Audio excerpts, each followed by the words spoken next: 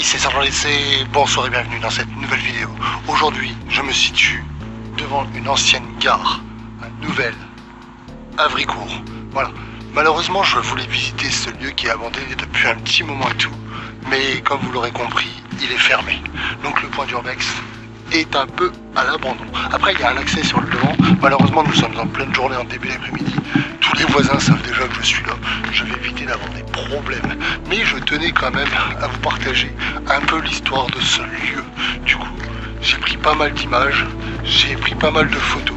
Je vais rechercher les archives sur internet et vous raconter l'histoire de ce lieu en voix off. Enfin, c'est parti, let's go. N'hésitez pas à vous abonner, à lâcher le pouce en l'air pour me soutenir, pour soutenir mon histoire, mon aventure. C'est parti, let's go pour l'histoire de la gare abandonnée de Nouvelle Havricourt. Let's go. La gare de Nouvelle Havricourt, autrefois appelée gare de Dutch Havricourt, est une ancienne gare ferroviaire française de la ligne de Noisy-le-Sec à Strasbourgville, située près du village de Nouvelle Havricourt, sur le territoire de la commune d'Havricourt en Moselle, en région Grand Est. Mise en service en 1875 comme gare frontière à la suite d'une convention modifiant le traité de Francfort, elle perdit de son importance en raison du retour de la frontière franco-allemande à son tracé. C'est surtout la fermeture aux voyageurs de la ligne Nouvelle-Havricourt à Bennestroff, ainsi que la proximité de la gare voisine d'Inay-Havricourt, qui justifia sa fermeture en 1969. Donc comme vous pouvez le voir, ça fait des années qu'elle a été fermée et complètement barricadée. Et comme je vous l'expliquais au début, j'avais qu'un petit point d'accès par le sous-sol, mais ça m'était impossible car les voisins juste en face n'arrêtaient pas de me surveiller. Voilà, elle est établie à 283 mètres d'altitude. Au point kilométrique PK 410,894 de la ligne de Noisy-le-Sec à Strasbourgville, également appelée ligne de Paris-Est à Strasbourgville, entre la gare ouverte d'Igné-Havricourt et la gare fermée de Richecourt-le-Château. Ancienne gare de bifurcation a constitué d'origine la ligne de Nouvelle-Havricourt à Bennestroff, déclassée, dont seul le tronçon de Dieuze à Bennestroff subsiste aujourd'hui. Donc on peut le voir, c'est un assez vieux bâtiment, bon, qui aurait besoin un peu de nettoyage des anciens volets. Alors apparemment dans tous les étages c'était tout ce qui était chambre et tout. Bon bah sur le bas vous connaissez un peu un traditionnel des gares, réception avec petit magasin, de quoi prendre un billet, se restaurer, etc. Et dans le dessus c'était beaucoup de chambres afin que les gens dorment parce qu'en fait dans le temps dans les gares c'était un peu comme dans les hôtels, on pouvait prendre une chambre en attendant d'attendre son train pour pouvoir se reposer, etc. Mais à l'heure actuelle il ne reste plus grand chose dedans. J'ai pu voir des photos de l'intérieur, mais plus rien n'y réside à l'heure actuelle. Voilà, vous pouvez le voir, hein, c'est barricadé, les carreaux sont cassés. Sur l'entrée, à un moment donné, j'entendais les bourdonner et il y avait pas mal de guêpes qui logeaient un gros nid. Donc voilà, on va passer à la suite et une très longue histoire de la gare. C'est parti, à tout de suite. Lors de l'annexion de l'Alsace-Lorraine à la suite de la signature du traité de Francfort le 10 mai 1871, le tracé de la nouvelle frontière fait que la gare d'embranchement et une partie de la ligne d'Inay-Havricourt à Cirey, exploitée par la compagnie anonyme du chemin de fer d'intérêt local d'Havricourt à Blamont et Cirey, se retrouvèrent dans l'Empire allemand, empêchant ainsi leur fonctionnement normal. À la suite des doléances françaises, les Allemands acceptèrent de le modifier par une convention additionnelle signée à Berlin le 12 octobre 1871. La dite frontière fixée sur 6 km le long de la voie ferrée unique est celle à voie double de Paris, Strasbourg côté de Lunéville. La nouvelle frontière permit le retour à la France de la commune d'Inay et la partie d'Havricourt située au sud de la voie ferrée, plus les villages de Raon-les-Hauts et Raon-sur-Plaine. Les portions de la voie ci-dessus sur les installations de la gare d'Havricourt, qui prend le nom d'Inay-Havricourt, redeviennent alors françaises. C'est vrai qu'en fait on peut savoir qu'entre les limites de la France, Allemagne, Luxembourg, etc., il y avait plusieurs lignes qui ont été redistribuées à la suite de la guerre. En échange de la succession des communes, la Convention exigeait du gouvernement français de financer la construction d'une gare frontière en territoire allemand, qui fut terminée en 1875 à 1,3 km de la gare française et à 800 mètres de la nouvelle frontière.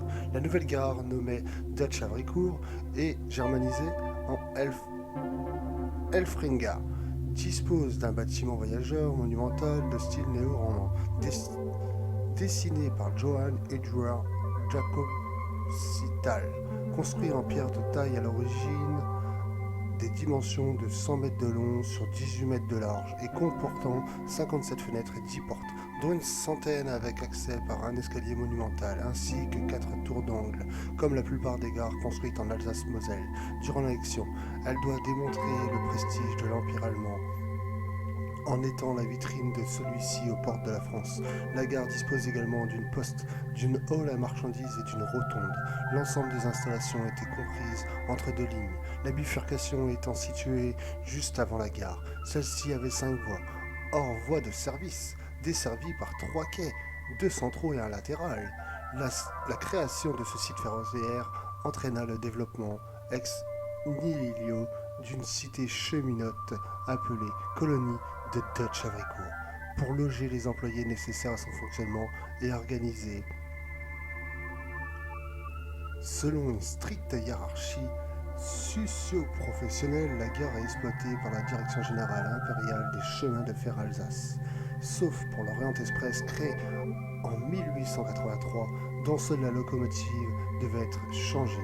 Les trains français de la Compagnie des Chemins de Fer de l'Est circulant à gauche en Provençal de Lunéville et Nancy avaient pour terminus la gare de Dutch Havricourt, dont tous les panneaux étaient écrits en allemand et en écriture gothique et en aucun en français. Les passagers étaient débarqués et aussitôt les 10 trains repartaient à vide pour stationner en gare d'Iénay-Havrincourt. Les voyageurs, après avoir franchi les contrôles allemands de police et les douanes, attendaient la mise à quai du train allemand pour la direction générale de la Direction Générale Impériale des Chemins de Fer d'Alsace-Lorraine, qui partait en circulation à droite, du coup eux repartaient de l'autre sens, avec signalisation allemande pour Sarrebourg, ainsi que Strasbourg, ancienne puis nouvelle gare à partir de 1883.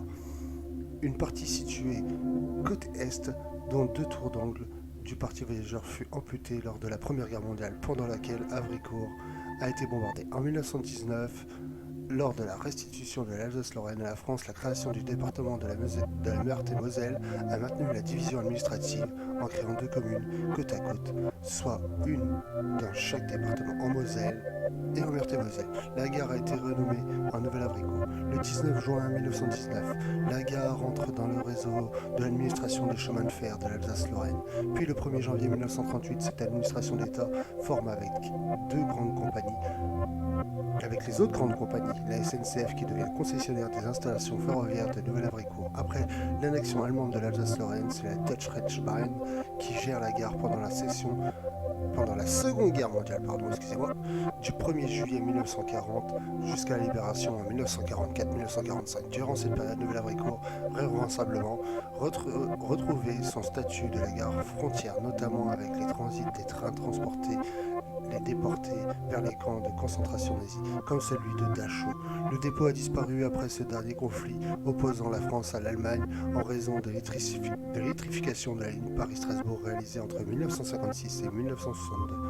Depuis la fermeture, la gare est définitivement fermée en 1969 en raison de la fermeture de la ligne Nouvelle-Havricourt à Bénestroff et de sa trop grande proximité avec la gare d'Iénay-Havricourt. Le bâtiment de la poste est démoli en 1983. La SNCF souhaitait également démolir l'ancien bâtiment voyageur. Il fut sauvé grâce à un comité de sauvegarde qui parvint à l'acheter en 1985. Plusieurs projets de réhabilitation ont alors été envisagés.